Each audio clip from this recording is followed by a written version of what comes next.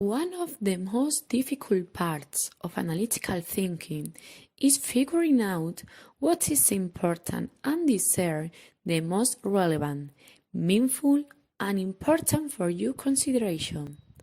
Determining relevance is important to identify the key problem to be tackled and also to not become overwhelming by the tremendous amount of data and information that might be available to us, even if it is not key for a problem. In many occasions, you have to solve situations that present problems of different natural level, and sometimes it's not easy to identify which one really requires our attention.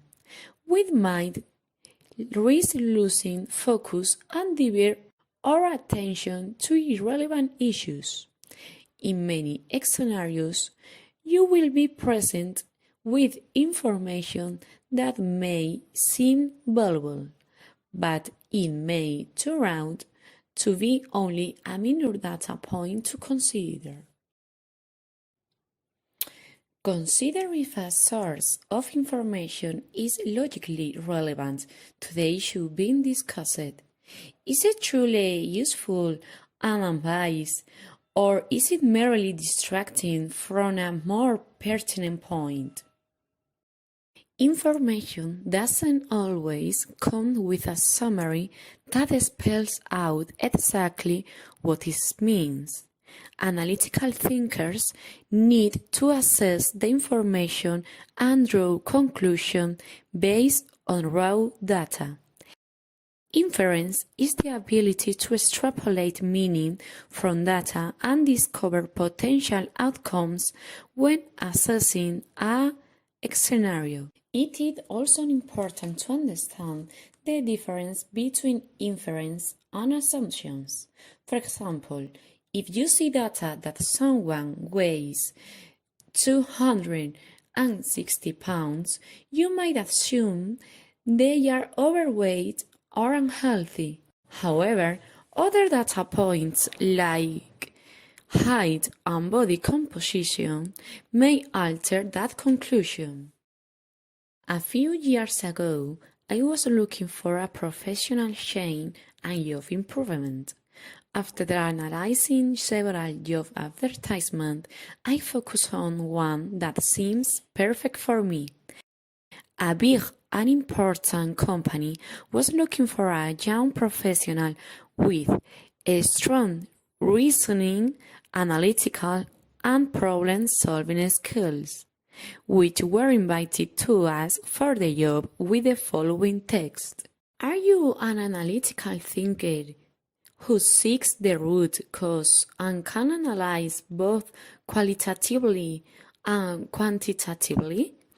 Are you a creative problem solver who simplifies problems, quickly identifies solutions, commits to a plan, and then positively influence others to execute it?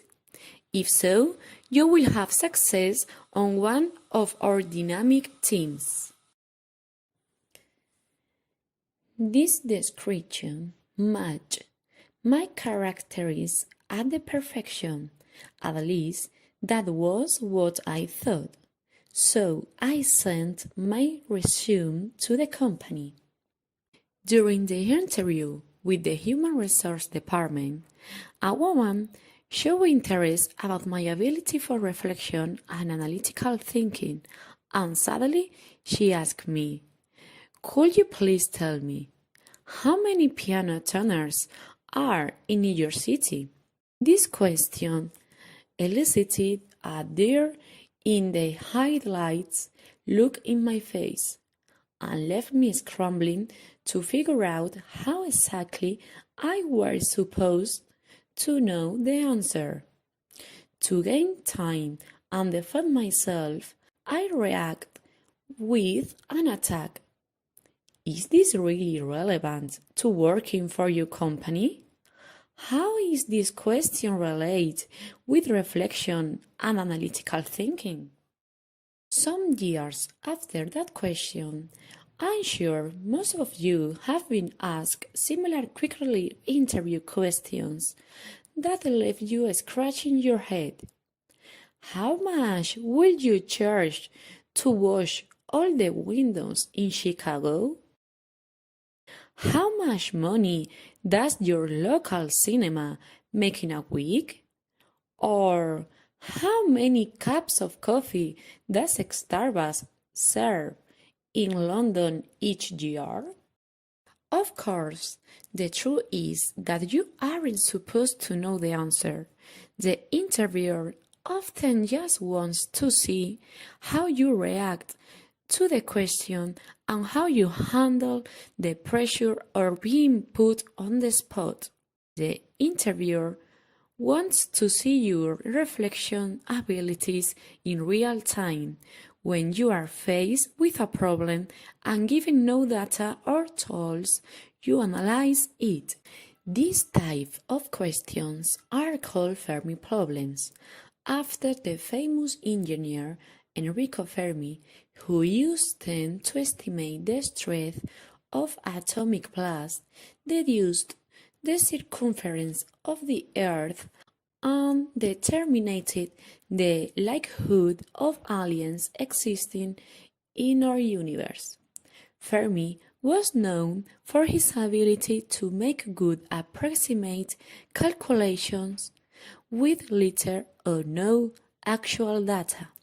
Fermi problems typically involve making justified guesses about quantities and their variance or lower and upper bounds. Surprisingly, Fermi's method was remarkably accurate. It might seem like magic, but it's actually relatively simple. Take a deep breath and try to answer these questions using the following method. Break it down into a series of smaller questions. Use common sense and make educated guesses. Use your assumptions to calculate the answer. Now, practice with the how many piano tuners are in New York City activity. To do this, download the attached PowerPoint. Friendly greeting.